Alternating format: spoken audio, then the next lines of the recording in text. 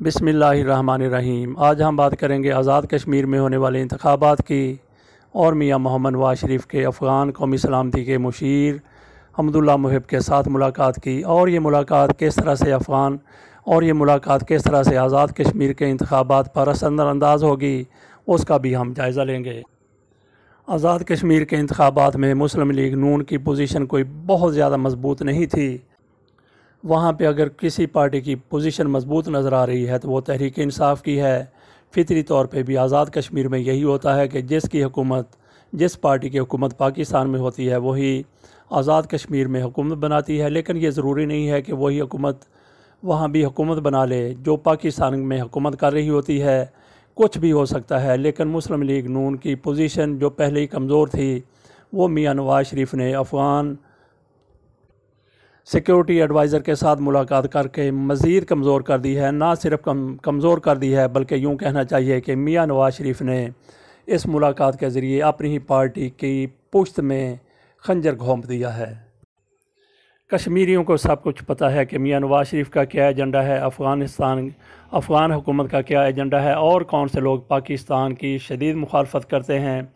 वहाँ पे अशरफ गनी का ज़िक्र हो जाए, अमर साले का ज़िक्र हो जाए या हम्दुल्ला मुहिब का ज़िक्र हो जाए, ये तीनों के तीन और इनके अलावा भी बहुत से दीगर लोग भी होंगे जो पाकिस्तान के ख़िलाफ़ हर्ज़े सराई करते हैं, पाकिस्तान के ख़िलाफ़ कुछ भी कहने के लिए इंतहाओं तक चले जाते हैं।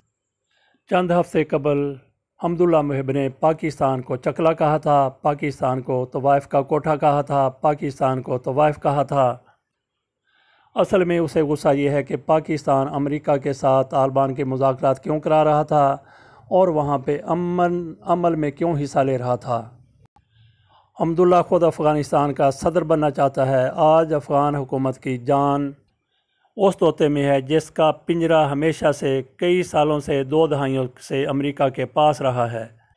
अफ़गानिस्तान में अशरफ गनी हुकूमत का खात्मा और तालिबान इक़्तिदार में आते हुए नज़र आ रहे हैं। यही फ्रस्ट्रेशन है अशरफ गनी को, अमर साले को और हम्दुल्ला मुहिब को।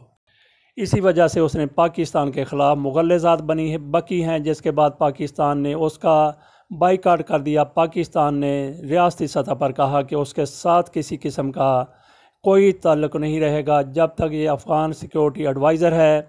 उस वक्त तक उस ऑफिस के साथ पाकिस्तान ने तमाम राब्ते वास्ते ख़त्म कर लिए हैं। ये बंदा लंदन जाता है, वहाँ मियां मोहम्मद नवाज शरीफ के साथ मुलाकातें करता है। इससे आप अंदाज़ा कर लीजिए कि ये मुलाकातें किस किस्म की होंगी। ये उसी किस्म की मुलाकातें हैं जो अल्ताफ़ हुसैन रा के सरबराहों के साथ, रा के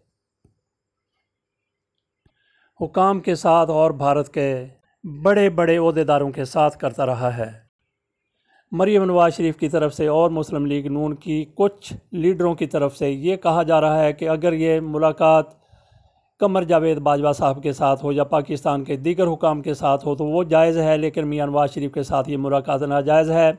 इन बेशर्मों को ये सोचना चाहिए कि वो मुलाकातें जनरल कमर जावेद बाजवा के साथ या पाकिस्तानी हुकाम के साथ हम्दुल्ला मुहिब की किस वक्त हुई थी, जब उसने पाकिस्तान के ख़िलाफ़ ऐसी मुग़ल्लज़ात नहीं बकी थी, पाकिस्तान को तवाइफ का कोठा नहीं कहा था, पाकिस्तान को चकला नहीं कहा था। तो उसके बाद जब उसने पाकिस्तान के ख़िलाफ़ ये सारा कुछ कहा है, किसी को ये हक़ नहीं पहुँचता, किसी को इसके साथ मुलाकात नहीं करनी चाहिए। किसको नहीं करनी चाहिए? जिनमें कोई थोड़ी सी भी गैरत है, जिनमें कुछ थोड़ा सा भी पाकिस्तान का एहसास है। मियां नवाज शरीफ साहब पाकिस्तान के 3 बार वज़ीर आज़म बने हैं और पाकिस्तान की रियासत ने जब एक बंदे का बाइकाट कर दिया तो वो बंदा भागा लंदन गया, वहाँ मियां मोहम्मद नवाज शरीफ के साथ मुलाकात कर दी।